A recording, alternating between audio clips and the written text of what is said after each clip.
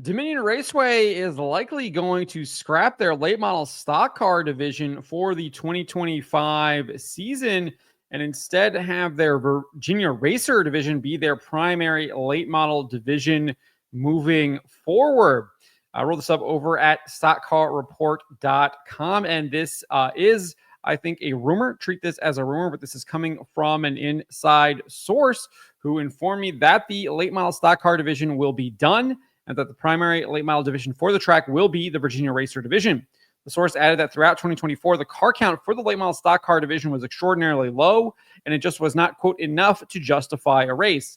To that point, only 22 drivers competed in a late model throughout the entire season, and the division only had a total of 6 nights of racing. Many of the nights only had around 10 cars start, so pretty low car counts over there at Dominion Raceway for the late model stock car division. This was my home track for a number of years before I moved down here to North Carolina.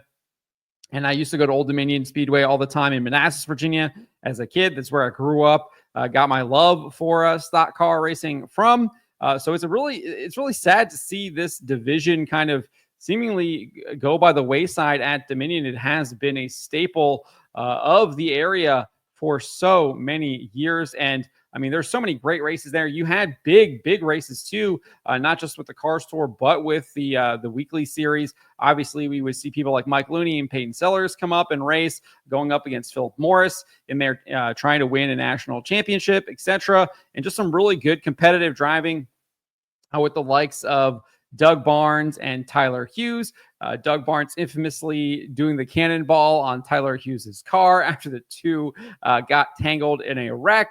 It's just really great racing. And some of the best late model stock car drivers today called Dominion their home. Obviously, Minnie Tyrell, etc. Just great racing, but it looks like that is not going to be happening weekly moving forward. So I do think there is some other evidence that this is the case.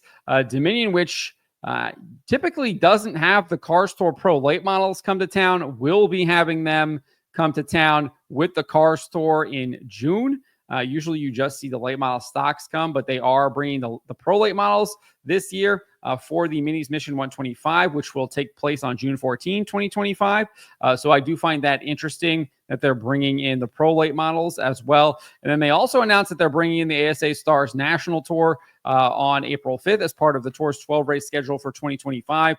So I think that obviously they're trying to bring in some of these more premier events more premier series or bigger series, these touring series, in order to kind of make up for the fact that they won't have the late model stock car division in 2025. Obviously, I would assume that they're going to continue with some of the series that they've had in the past. The Smart Tour, obviously being one of the biggest draws, usually takes place in September, and then they have the I think it's like the Super Series or something like that, where they come like twice a year, I think, and I actually think they finished their series there at Dominion. So I expect there might be some more announcements as well to kind of make up for the loss of the late model stock car division here.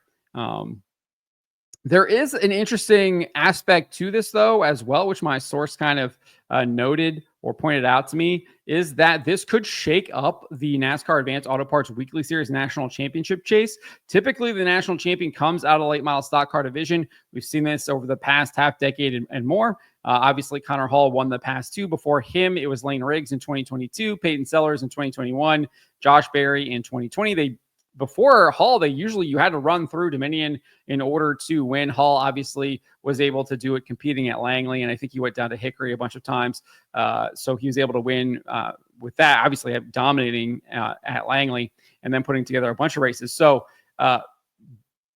why I think this is interesting with the Weekly Series Championship is because I'm told that there's going to be a ton of cars racing in this Virginia Racer division, and that you could see an opening night of 30 cars. So with the more cars, the more points are at stake for when you win. And if you get a guy who can absolutely dominate that division, like we saw Ryan Matthews do before he made the jump to a late model stock, you could see someone win the national championship in the Virginia Racer class. And that really kind of throws an interesting kink into that weekly series championship, because if someone like Connor Hall is going to try and compete to win a weekly series championship again, like he's done the past 2 years, you're not going to be able to beat the guy in the Virginia Racer division unless you go down and do that. And that could potentially mean that you might see some of these guys that are trying to race for a national championship in the late model stock division will have to come and compete in the Virginia Racer division. So that could be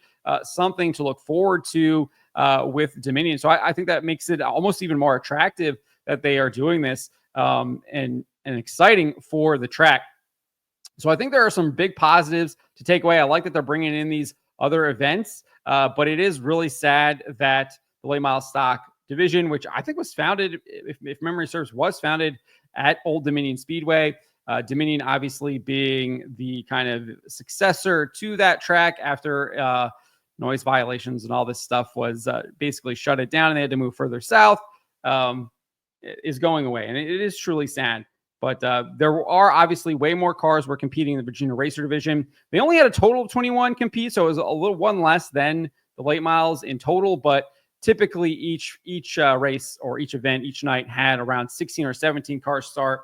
The smallest field was just 11, very different from the late model stocks where, I mean, I think on average they were doing like maybe 8 at most 10 cars, and just was really kind of disheartening to see those small car counts throughout last year.